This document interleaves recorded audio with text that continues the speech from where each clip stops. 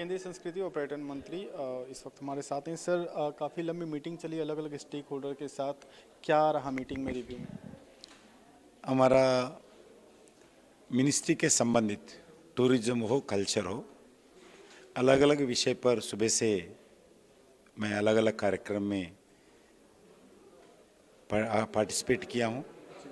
सुबह cruise tourism के बारे में, जो देश में क्रूज़ टूरिज़्म बहुत पीछे है, इसी दृष्टिकोण से शिपिंग मिनिस्टर से मिलके क्रूज़ टूरिज़्म भारत बनने का बहुत बड़ा स्कोप है, क्योंकि लगभग 7,500 कोस्टल का बेल्ट है हमारा और अलग अलग पोर्ट्स है।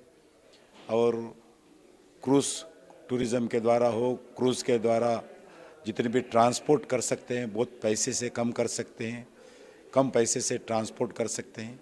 मगर अलग अलग देश जितना जो सी ट्रांसपोर्ट यूज़ करते हैं, भारत नहीं यूज़ करते हैं। इसके लिए क्रूज़ टूरिज़्म बढ़ाने के लिए बहुत बड़ा हमारे लिए, देश के लिए एक बड़ा मुद्दा है, चांस भी है। इसको बढ़ाने के लिए आज पहली बार, आज़ाद के बाद पहली बार एक इंटरनेशनल कॉन्फ्रेंस किया है।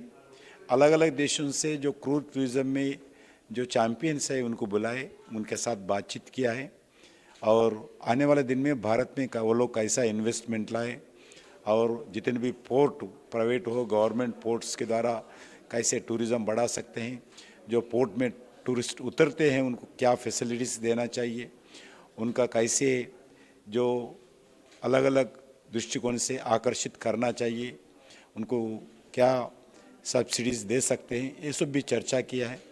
और इसके बाद मैं बॉम्बे महाराष्ट्र के होटल एसोसिएशन के साथ बैठकर जो उनका बात भी सुना है, जो टूरिज़्म सेक्टर में, जो होटल सेक्टर में जो भी समस्या है वो लोग सुनाएं। उसके बाद मैं महाराष्ट्र सरकार के टूरिज़्म स्कीम्स के विषय पर महाराष्ट्र सरकार के मंत्री आदित्य ठाकरे जी, उनसे बातचीत किया हूँ। उसके साथ साथ हमारा गवर्नमेंट ऑफ इंडिया के टूरिज़्म डिपार्टमेंट के साथ मिलके उनसे भी बातचीत किया हूँ। उसके बाद हमारा आर्कियोलॉजी सर्वे ऑफ इंडिया, उनसे बातचीत किया हूँ। हमारे कल्चर मिनिस्ट्री के स्टाफ है, उनसे बातचीत किया हूँ।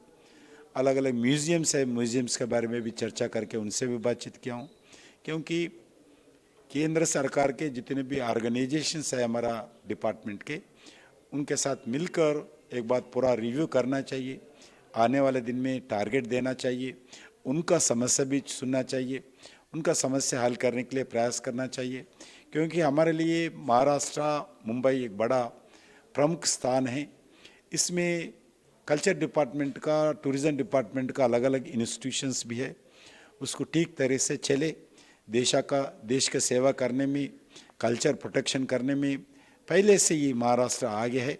इसलिए महाराष्ट्र में जितने भी पोर्ट्स है, मॉन्यूमेंट्स है, उसको कैसा आने वाले दिन में बचाए, आने वाले दिन में प्रिजर्व करे, आने वाले दिन में लोगों को प्रेजेंटेशन दे, इसके बारे में चर्चा किया है।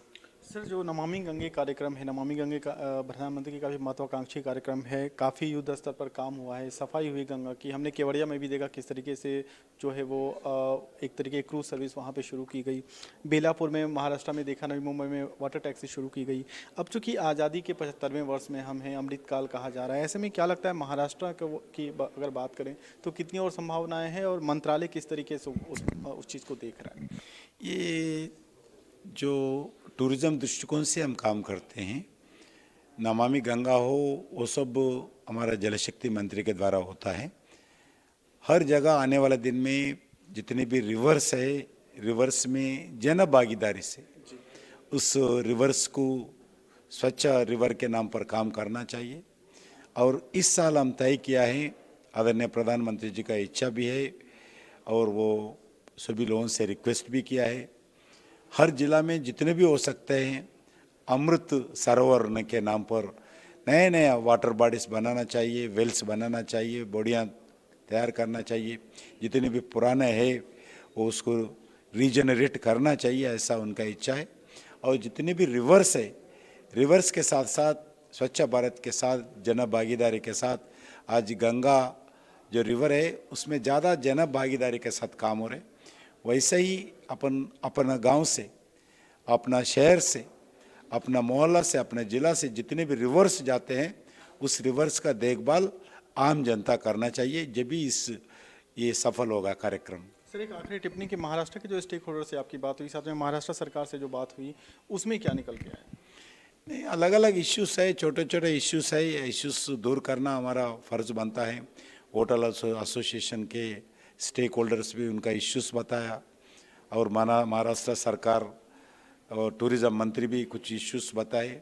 बिल्कुल हम उस समस्या को दूर करके महाराष्ट्र एक नरेंद्र मोदी जी के नेतृत्व में जितने भी सहयोग देना चाहिए, महाराष्ट्र जनता के लिए, महाराष्ट्र विकास के लिए, महाराष्ट्र विरासत के लिए हम तैयार कर रहे हैं। शुक्रिया सर। तो ये थे किशन रेड्डी जो कि बता रहे थे कि बैठक में क्या क्या हुई। काफ़ी लंबी बैठक चली, अलग अलग जो स्टेक होल्डर्स थे, चाहे वो टूरिज्म सेक्टर के हों, चाहे वो एसआई के हों, चाहे वो होटल एसोसिएशन के हों, उनके साथ एक लंबी बैठक चली। इसके अलावा एक क्रूज़ टर्मिनल को, क्रूज़ वाटरवेज सिस्टम को, वाटरवेज को किस तरीके से एम्पावर किया जाए, इसको लेकर भी अलग अलग जो संगठन है, जो विभाग है, उनके साथ भी एक मैराथन बैठक जो है वो चली। और कुल मिलाकर कह सकते हैं कि इसका जो अमृत काल में, जिस तरीके से प्रधानमंत्री कहते हैं कि अमृत काल में भारतवर्ष जा रहा है, वैसे में क्या क्या चीज़ें जो है वो और अच्छी की जा सकती है, उस पर प्रगाढ़ रूप से मंथन किया गया। अपने सहयोगी कपिल मस्के के साथ महेश कुमार शीतल, दूरदर्शन समाचार, मुंबई।